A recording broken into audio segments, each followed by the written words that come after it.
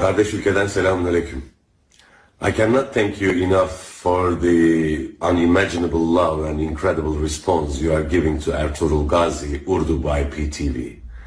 And also I would like to thank PTV for bringing Ertuğrul Gazi to you all. Aupsı Komeri tarafse Eid Mubarak. Selam olsun brothers and sisters. Selam olsun Pakistan. Kardeş ülkeden selamünaleyküm. I cannot thank you enough for the unimaginable love and incredible response you are giving to Ertuğrul Gazi, Urdu by PTV. And also I would like to thank PTV for bringing Ertuğrul Gazi to you all. Aupsı Komeri tarafse Eid Mubarak. Selam olsun brothers and sisters. Selam olsun Pakistan.